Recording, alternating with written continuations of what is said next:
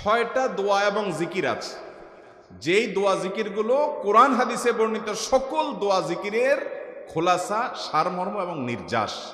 এই 6টাকে যদি কোনো মুসলমান নিয়মিত আঁকড়ে ধরে, তাহলে কোরআন এবং হাদিসের যত দোয়া এবং জিকির আছে কেমন যেন তার নির্যাসটা নিয়মিত সে আমল করলো। বলবো সেগুলা। এই 6টা দোয়া এবং জিকিরের মধ্যে সর্বপ্রথম হলো নবী করিম সাল্লাল্লাহু আলাইহি সাল্লামের প্রতি দুরূদ প্রেরণ করা। নবীজি সাল্লাল্লাহু আলাইহি সাল্লামের প্রতি দুরূদ প্রেরণ করার আমল এরকম আমল, আপনি যদি সারা দিনে শুধুমাত্র নবীজির প্রতি দুরূদ প্রেরণ করার আমলটাই জিকির হিসাবে সবচেয়ে বেশি করেন, দোয়া হিসাবে যদি এটাই আপনি সারাদিন করতে থাকেন, তো আপনার জন্য যথেষ্ট হবে, আল্লাহর কাছে আর কিছু না চাইলেও চলবে। দুরূদ মানে হলো নবীজির জন্য দোয়া করা। ভাই, আল্লাহ তার হাবিবকে রহম করবেন, আপনার আমার দোয়ার দিকে আল্লাহর তাকানোর কোনো ঠেকা আছে? নবীজি কি আমাদের দোয়ার কোনো মুখাপেক্ষী? কিন্তু আমরা তার জন্য দোয়া করলে ওই চান্সে আল্লাহ তাআলা আমাদের প্রতি অনুগ্রহ করবেন। একবার না, আপনি নবীজির প্রতি একবার রহমতের দোয়া করবেন, একবার দুরূদ পাঠ করবেন। মান সাল্লা আলাইয়া মাররাতান সাল্লাল্লাহু আলাইহি আশারা, নবীজি সাল্লাল্লাহু আলাইহি সাল্লাম বলেছেন, একবার আমার জন্য তোমরা দোয়া করলে, আমার প্রতি দুরূদ পাঠ করলে, আল্লাহ তাআলা তোমাদের জীবনে 10 বার 10 জায়গায় 10 টাইমস তোমাদের উপরে আল্লাহ তাআলা অনুগ্রহ করবেন। আপনি টেরও পাবেন না কত জায়গায় আল্লাহ অনুগ্রহ করেছেন। আল্লাহ বাঁচাই দিয়েছেন, একটুর জন্য শেষ হয়ে যান নাই। ওই যে দুরূদ পড়ছেন, আল্লাহ তাআলা রক্ষা করছে, আপনি খবরও নাই।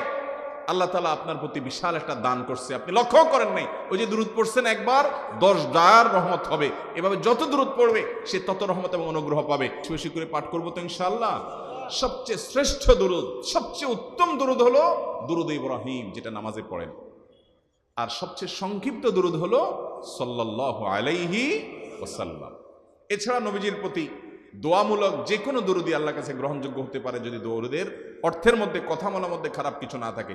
6টা দোয়া হলো কোরআন হাদিসের শত শত সহস্র দোয়ার নির্যাস এবং খোলাসা। তার 1 নম্বর হলো দুরূদের আমল। করবো না বেশি বেশি ইনশাআল্লাহ? আমার জীবনে বহুবার এমন হয়েছে, বহুবার এমন এমন বিপদ যে দেয়ালে পিঠ ঠেকে গেছে, এখান থেকে উদ্ধারের কোনো পথ আর চোখের সামনে দেখা যাচ্ছে না। আমি এই আমলটি, এর পাশাপাশি ইস্তেগফারের আমল, যেটা 2 নম্বরে বলবো আমি, এই 2টি আমল কন্টিনিউয়াসলি করে গেছি, হরদম প্রতি নিঃশ্বাসে নিঃশ্বাসে, বাস টয়লেটের টাইম বাদে বাকি ফুল টাইম এটা দুরূদ এবং ইস্তেগফার অব্যাহত রাখছি। আল্লাহ তাআলা এমন ভাবে অলৌকিক ভাবে উদ্ধার করেছেন যে আমার কল্পনায়ও আসে না যে এখান থেকে এভাবে হেল্প হতে পারে। ভাইরা আমার অভিজ্ঞতার 2 পয়সার কোনো মূল্য নাই। আমার অভিজ্ঞতা কি আসলো না আসলো এটাতে কিছু আসা যায় নাই।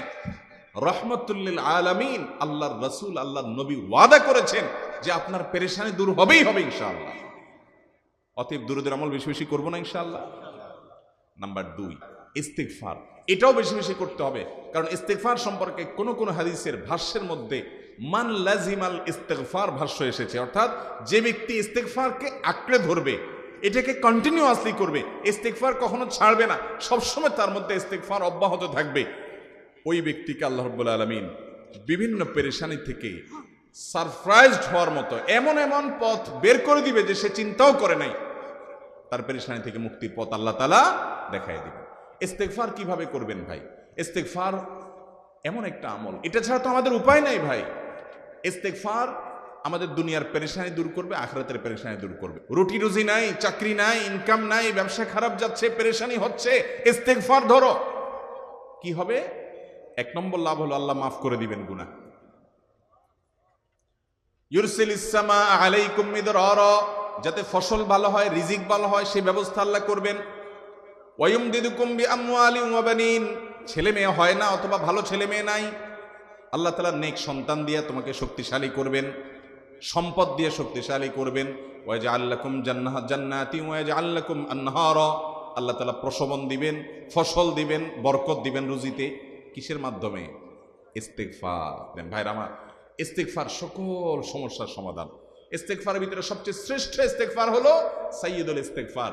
সাইয়্যিদুল ইস্তেগফারটা যদি মুখস্থ না পারেন, অন্তত লিখিত ভার্সনটা পড়েন। সাইয়্যিদুল ইস্তিগফারের যে অর্থ, এটার যে মর্ম বড় হৃদয়গ্রাহী ভাই, বড় মর্মস্পর্শী। ইমানদার এটার অর্থের দিকে তাকায় যদি পড়ে তো তার অন্তর না গলে পারে না। ভাইরা আমার, অর্থের দিকে লক্ষ্য করে করে মর্মটা বুঝে বুঝে একটু সাইয়্যিদুল ইস্তিগফার পড়েন। লেখা দেখে দেখে পড়েন, ইউটিউব থেকে দেখে দেখে পড়েন, কিন্তু পড়েন। এটা হলো বড় ইস্তিগফার। এত বড় ইস্তিগফার পড়তে পারেন না, কোনো পেরেশানি নেই, কোনো অসুবিধা নেই। সবচেয়ে ছোট ইস্তিগফার হলো আস্তাগফিরুল্লাহ, আস্তাগফিরুল্লাহ, আস্তাগফিরুল্লাহ। আল্লাহ আপনার কাছে ক্ষমা চাই, কত ভুল হয়ে যায়, কত অন্যায় হয়ে যায়। ভাইরা আমার, এটা হলো রিমুভার। ভুল করে কিছু লিখছেন, রিমুভ করে ফেলছেন, শেষ হয়ে গেছে। আপনি ঘন ঘন ইস্তিগফার পড়তে থাকেন, অগণিত ভুল হয়, অগণিত ত্রুটি হয়, বারবার ইস্তিগফার এগুলোকে সবগুলোকে শেষ করে দেয়। ভাইরা আমার, নিরাপত্তা এনে দেয়। আল্লাহ কোরআনে কারিমে বলেছেন যে আপনার রব আপনার কওমের প্রতি আযাব নাজিল করবেন না যদি আপনি থাকেন। আর যদি তারা ইস্তিগফারে রত রাখে তাহলে গণ আযাব আল্লাহর পক্ষ থেকে আসবে। আরেকটা ইস্তিগফার হাদিসে বর্ণিত, আস্তাগফিরুল্লাহাল্লাযী লা ইলাহা ইল্লা হুয়াল হাইয়ুল কাইয়্যুম ওয়া আতুবু ইলাইহি ওয়া লা হাওলা ওয়া লা কুওয়াতা ইল্লা বিল্লাহ। এটাও ইস্তিগফার। তাহলে একটা বড় ইস্তিগফার, একটা মিডিয়াম, একটা ছোট, যার যেটা সুবিধা হয় এটা পড়েন। নাম্বার 3, এটা আমাদের বেশিরভাগ মানুষ জীবনে হয়তো শুনেনও নাই, অনেকে হয়তো শুনছেন, আমল করা হয় না। খুব সীমিত সংখ্যক আল্লাহর বান্দার আমলের তৌফিক হয়। সেটা হলো ইয়া যাল জালালি ওয়াল ইকরাম। এটা একটা জিকির, আল্লাহ তাআলাকে ডাকা, আহ্বান করা, এটাই জিকির। ইয়া যাল জালালি ওয়াল ইকরাম। নবী করিম সাল্লাল্লাহু আলাইহি সাল্লাম বলেছেন, আলিযু বিয়া যাল জালালি ওয়াল ইকরাম। তোমরা ইয়া যাল জালালি ওয়াল ইকরাম এটাকে আঁকড়ে ধরো, এটাকে নিয়মিত করো, বেশি বেশি করে বলতে থাকো এটাকে সব সময় এটাকে মুদাওয়ামাতের সাথে কন্টিনিউয়াসলি এটা বলতে থাকো, ইয়া যাল জালালি ওয়াল ইকরাম। অনেক উলামায়ে কেরাম, মুহাদ্দিসিন ইকরাম ইয়া যাল জালালি ওয়াল ইকরাম কেন নবীজি এত বেশি বলতে বলেছেন, এটার মাধ্যমে আমাদের লাভটা কি, এর ব্যাখ্যা করতে গিয়ে বলেছেন ইয়া যাল জালাল মানে হলো হে মহান মহান বড়ত্বের অধিকারী, হে জালালের অধিকারী, হে জালাল। ওয়াল ইকরাম, হে দানশীল। তাহলে প্রথম বাক্যে আল্লাহর বড়ত্বের কথা স্বীকৃতি দিয়ে প্রশংসা করা হয়, আর দ্বিতীয় বাক্যে হে দানশীল বলে আল্লাহ তাআলার কাছ থেকে চাওয়া হয় যে আপনি যেহেতু দানশীল এবং আপনি যদি মহান, অতএব আপনি আমাকে দান করেন। এটা ডাকলেই, আল্লাহকে এই বলে ডাকলেই চাওয়া হয়ে যায়। এই জন্য বেশি বেশি করে ইয়া যাল জালালি ওয়াল ইকরাম পড়তে হবে। তার 4 নম্বর হলো লা হাওলা ওয়ালা কুওয়াতা ইল্লা বিল্লাহ। লা হাওলা ওয়ালা কুওয়াতা ইল্লা বিল্লাহ। লা হাওলা ওয়ালা কুওয়াতা ইল্লা বিল্লাহ, এটা হলো সারেন্ডার করা, আল্লাহর কাছে সারেন্ডার করা, আত্মসমর্পণ করা। মানে আল্লাহ ছাড়া কোনো ভালো কাজ করার ক্ষমতা কারণ নাই, করার তৌফিক দেওয়ার ক্ষমতা কারণ নাই, আর পাপ থেকে বাঁচানোরও ক্ষমতা কারণ নাই। এই জন্য আমি কেমন যেন আল্লাহর কাছে সারেন্ডার করছেন। লা হাওলা ওয়ালা কুওয়াতা ইল্লা বিল্লাহ। কোন অবস্থা, কোন সামর্থ্য, এগুলো কারোর কাছে নাই, শুধুমাত্র কার কাছে আছে? আল্লাহর কাছে আছে।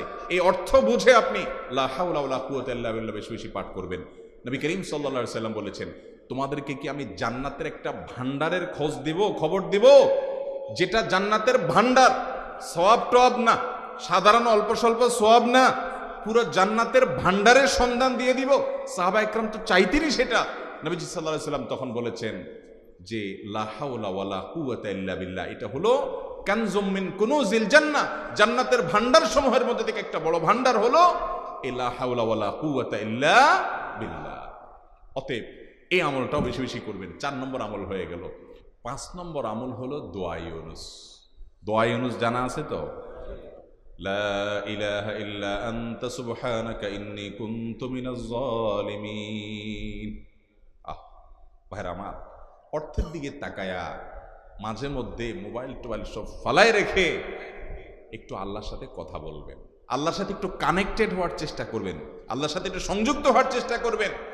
ডিসকানেক্টেড তো পুরো লাইফটা কাটাই দিলেন, একটু কানেক্টেড হওয়ার চেষ্টা করেন। প্রতিদিন কিছু সময় বসে একটু জিকির করেন, চলতে ফিরতে একটু আল্লাহকে সময় দেন। আপনি উপকৃত হবেন, আপনার কলব জিন্দা হবে, আমল নামা সওয়াবে পরিপূর্ণ হবে। লা ইলাহা ইল্লা আনতা সুবহানাক ইন্নী কুনতু মিনাজ জালিমিন। অর্থের দিকে তাকান, কত মর্মস্পর্শী। লা ইলাহা ইল্লা আনতা, আল্লাহ আপনি ছাড়া কোনো সত্যিকারের মাহবুদ নাই, উপাস্য নাই। সুবহানাক, আপনি পবিত্র, আমি আপনার পবিত্রতা জ্ঞাপন করছি।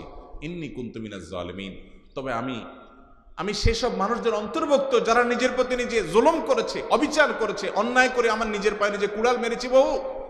এই বাক্য পাঠ করার পর ইউনূস আলাইহিস সালামকে শুধু রক্ষা করেছেন আল্লাহ তাই নয়, আল্লাহ বলেছেন একইভাবে তাকে যেরকম রক্ষা করেছি, এই বাক্য যদি কেউ পড়ার মতো পড়ে, হক আদায় করে পড়ে, মনের গভীর থেকে পড়ে, মর্ম উপলব্ধি করে পড়ে, নিয়মিত পড়ে, ওয়া কাযালিকা নুনজিল মুমিনিন, ঈমানদারদেরকে আমি রক্ষা করে দেব এভাবে।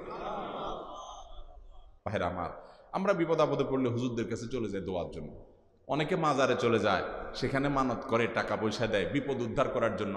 কপাল পড়া জানে না ও কার গোলাম, ও আরশে আজিমের মালিকের গোলাম, তার সাথে ডাইরেক্ট কানেক্টেড হওয়ার সুযোগ আছে, শুধু ইউজ করলেই হয়, সুজ দিলেই হয়। কপাল পড়া জানে না, ডানে বামে গিয়ে নিজের আমল বরবাদ করে, ইমান বরবাদ করে, তাওহীদ নষ্ট করে।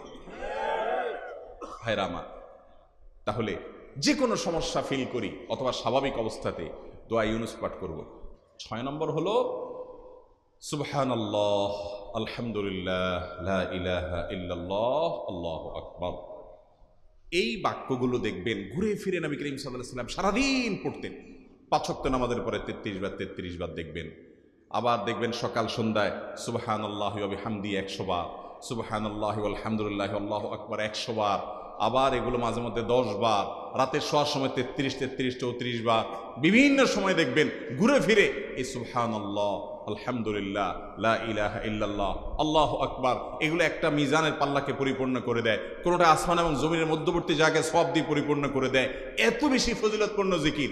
এই জন্য পুরো কোরআন হাদিসের দোয়া এবং জিকিরের নির্যাসের শেষ এবং 6 নম্বর হলো বেশি বেশি করে দিন রাত 24 ঘন্টা যখন সুযোগ পাবেন, যেখানে যেখানে হাদিসে যে সংখ্যা বলা আছে ওটাতে করবেনই, ওর বাইরেও বেশি বেশি করে সুবহানাল্লাহ, আলহামদুলিল্লাহ, লা ইলাহা ইল্লাল্লাহ, আল্লাহু আকবার। বেশি বেশি করবো না ইনশাআল্লাহ? নিয়মিত করবো তো ইনশাআল্লাহ? আল্লাহ আমাকে আপনাকে আমাদের সবাইকে আমল করার তৌফিক দান করুন।